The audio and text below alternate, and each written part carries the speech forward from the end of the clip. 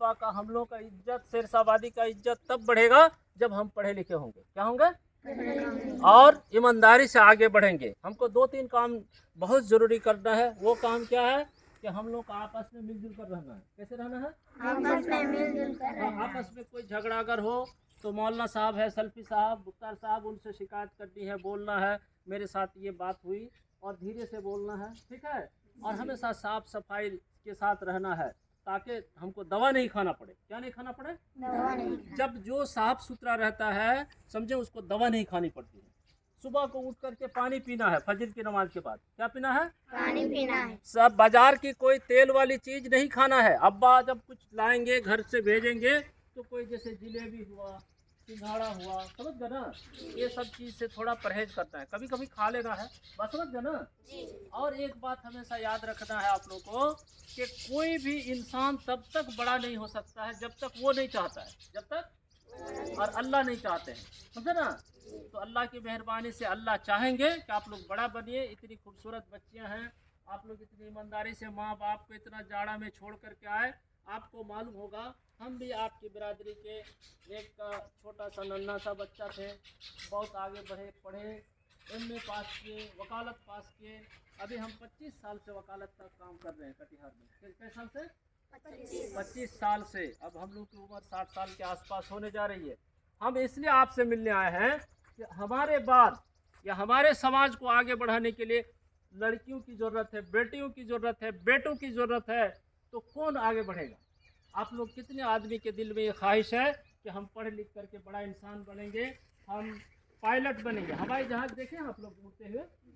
कभी चढ़े हैं उसमें? नहीं चढ़े हैं। दिल में ख्वाहिश आती है ना कि चढ़ना चाहिए, आती है ना। आप जानते हैं दिल्ली जो एयरपोर्ट है जहाँ से हवाई जहाज उड़ता है, उसमें एक साल में 4 करोड़ लोग चढ़ते हैं। कितने लोग करोड़? 4 करोड़ लोग चढ़ते हैं। तो क्या 4 करोड़ में हमारी गिनती कभी नहीं होगी? होगी इंशाल्लाह जरूर होगी, जरूर होगी, इंशाल्लाह होगी।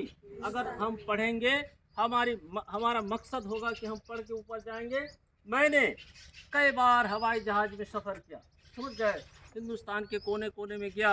मैं फिर आने वाला 24 तारीख को अल्लाह की मेहरबानी से, अगर आप लोग की दुआ कामयाब रही, तो मैं सऊदी अरब जाऊंगा उम्रा के लिए। और 24 तारीख को उसमें डेट फिक्स्ड, आप लोग दुआ भी कीजिएगा, ठीक है, कि यह वहाँ का हमारा सफ़र कामयाब हो।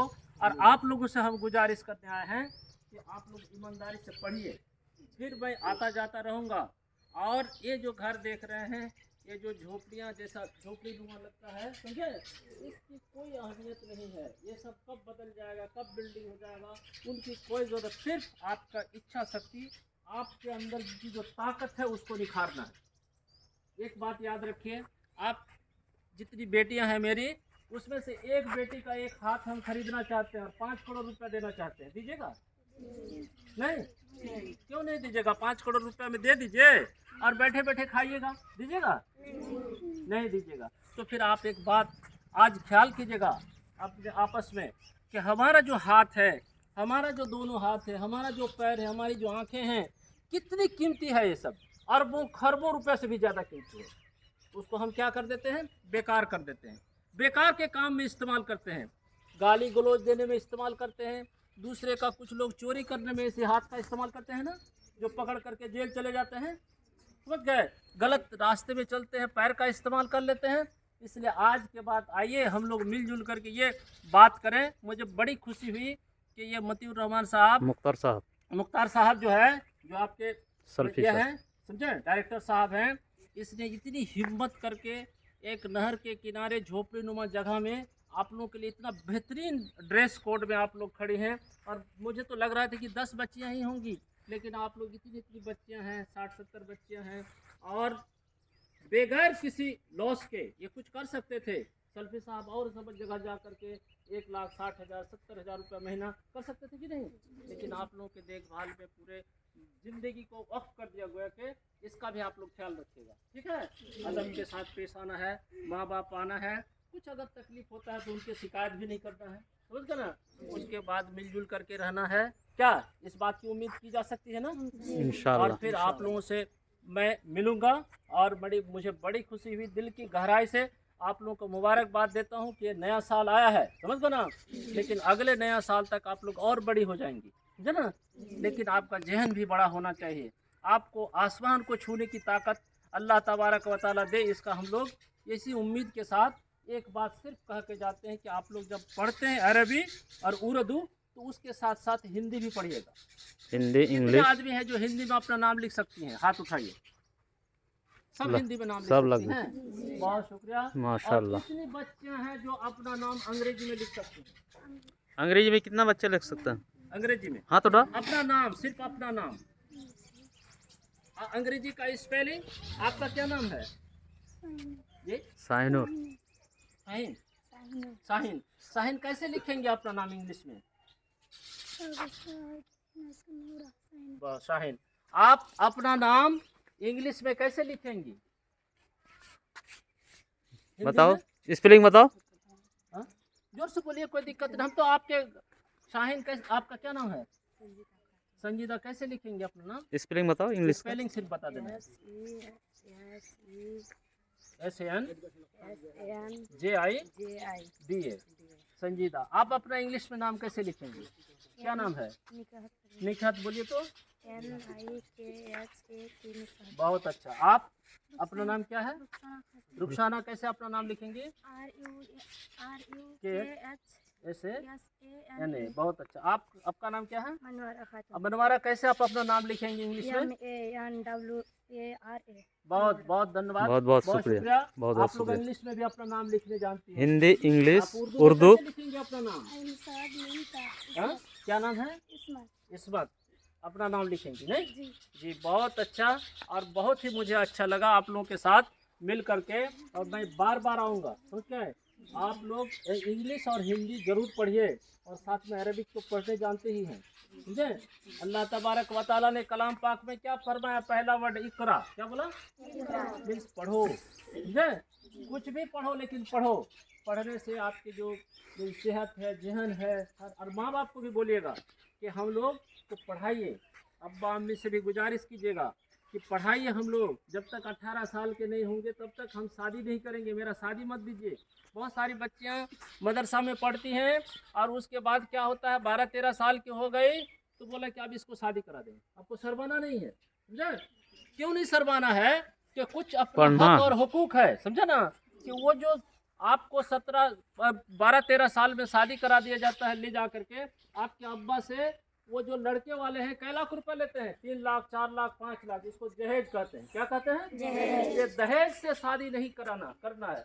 आपको खुद इनकार कर देना है कि मैं दहेज देकर अगर अब्बा शादी कराते हैं तो मैं वो शादी नहीं करूँगी।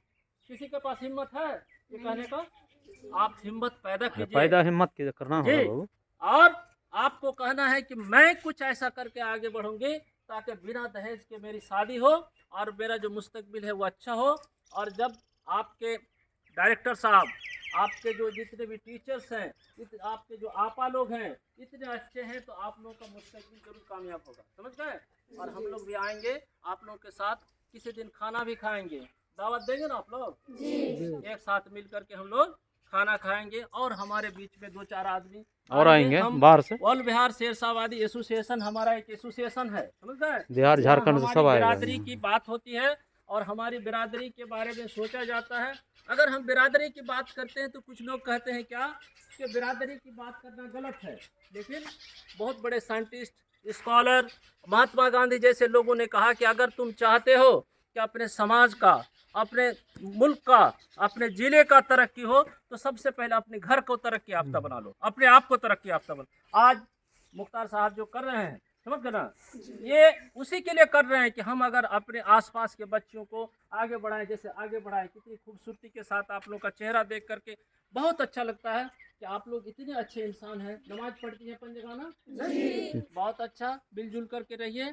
और मैं मुख्तार साहब से भी गुजारिश करूंगा कि आप भी 2 शब्द बोलिए, समझ गए। और इन बच्चों को आगे क्या इनकी परेशानी है या आपके साथ क्या है, हम और टीम के साथ आएंगे, समझ गए। मेरे साथ बुलबुल जी हैं, ये इसी समाज के हैं आपके यहाँ। इसने कल मुझे कहा कि एक मदरसा जो हम लोग के यहाँ चल रहा है तो हमको लग रहा है कि वहाँ हम लोग का आना जाना चाहिए, प्रोग्राम कुछ होना हिम्मत चाहिए, देना चाहिए, कुछ हिम्मत देना प्रोग्राम करना चाहिए। तो मैंने बोला कि मैं खाना खाऊंगा एक दिन और लोगों को लेकर के। हमारे बीच में झारखंड से झारखंड एक से आए भी थे, आएंगे। समझे, उनसे भी मैं कल बात किया तो बोला ठीक है, वैसे मुझे जो वक्त मिलेगा तो मैं एक बार विजिट करूंगा। और हमारा जो एसोसिएशन है अबसा, जिसके बानी मुबारक हुसैन थे, कौन थे? मुबारक हुसैन। मुबारक हुसैन ने ही हम लोग को शेरशाबाद इनाम दिया। और मुबारक हुसैन की मेहनत से ही हम लोग को गुमनामी से नाम मिला, रिजर्वेशन मिला, जय आरक्षण अल्लाह मिला। जी। और उनको अल्लाह जन्नत नसीब फरमाए। उसने अपने 2 बेटों को तालीम दिया, कहाँ पर? लंदन में पढ़ाया। कहाँ पर पढ़ा? हामिद मुबारक और खालिद मुबारक को इसलिए सिर्फ पढ़ाया लंदन में, ताकि लोगों को ये एहसास हो कि हमारी बेटियां, हम शेरशाबादी के बेटे और बेटियां भी ऊंची तालीम के लिए विदेश जा सकते हैं, पढ़ सकते हैं, हमारे पास इतनी ताकत है। ठीक है। कभी कभी हम लोग क्या करेंगे कि जो और आपकी अम्मी आएंगी, बात जो कीजिएगा फ़ोन में, कहिएगा मम्मी फला बहन को भी पढ़ा लीजिए। ठीक है। पढ़ाई ही एक इलाज है इस दुनिया में कामयाबी का, इसके अलावा कोई इलाज नहीं है। जब आप पढ़े लिखे होंगे तो आपको सही और गलत का इम्तियाज होगा। ठीक है। और एक बहुत बड़े स्कॉलर है, वो कहते हैं क्या कि एडुकेशन इज द सोशलाइजेशन। समझ गए? जो एजुकेशन होता है, तालीम, उसी से आदमी समाज में रहना जीना सीखता है। Education is the manifestation of the perfection already in man. कहा गया कि जो तालीम होती है इंसान के अंदर की अच्छाई को बाहर निकाल देता है। तालीम क्या करता है? कोई समझे? सेंटेंस सुने। तालीम क्या करता है? इंसान के अंदर जो छिपा हुआ बुराई अच्छाई बात को है, निकालता है, उसको अच्छी बात को अंदर समझाता को है।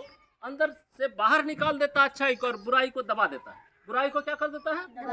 एक ये man is the mixture of good and bad. इंसान अच्छे और बुरे का संगम होता है। हर इंसान के पास शैतानियत का ये है, लेकिन तालीम ऐसा चीज है कि बुराई को क्या कर देता है?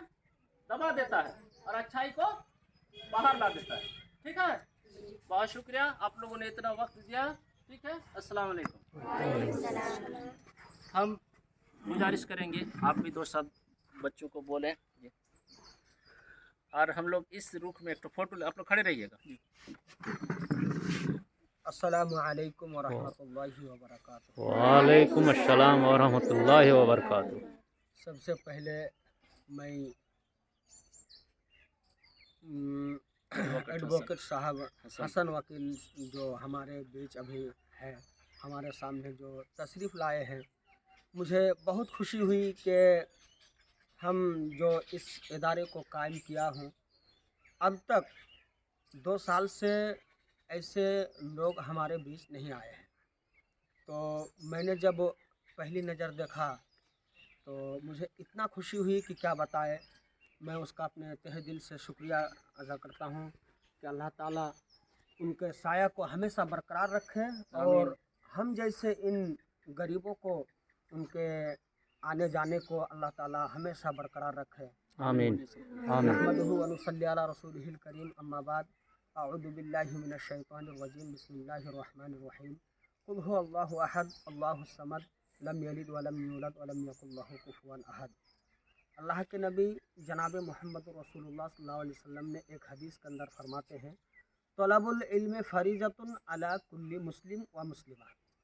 अल्लाह के नबी फरमाते हैं कि दुनिया में जितने भी मुसलमान औरतें, मुसलमान लड़कियां, या मुसलमान मर्द हो या औरतें हो, या लड़का हो या लड़कियां हो, सब के लिए इल्म हासिल करना ज़रूरी है। इल्म को सीखना ज़रूरी है, फ़र्ज है। अल्लाह के नबी ने सुन्नत नहीं बताया है, फ़र्ज बताया है, वाजिब बताया है।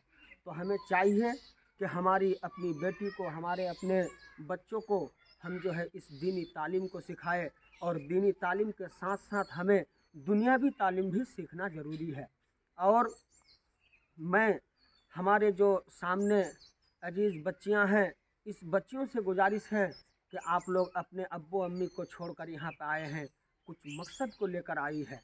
जो मकसद हर एक इंसान की दिल में एक होती है कि मैं आगे चलकर कुछ बनूंगा, कुछ पढ़ लिख कर कुछ बनूंगा। इस तरह के हर लड़की की दिल में ये ख्वाहिश होनी चाहिए, तब जो है वो जाके क्या होता है, अपने जो ख्वाहिश होता है उस ख्वाहिश में वो पहुंच जाता है। तो मैं यहीं से अपनी बातों को ख़त्म करता हूँ, ज़्यादा ना वक्त लेते हुए, कि हमारे एडवोकेट हसन साहब हमेशा इसी तरह आते रहे। और हमारे मामा बुलबुल साहब, उनसे भी गुजारिश है कि आप भी बीच बीच में आते रहे और हमारे बच्चियों का हौसला अफजाई करते रहे। इंशाअल्लाह। अस्सलामु अलैकुम वरहमतुल्लाह। वालेकुम। एक तो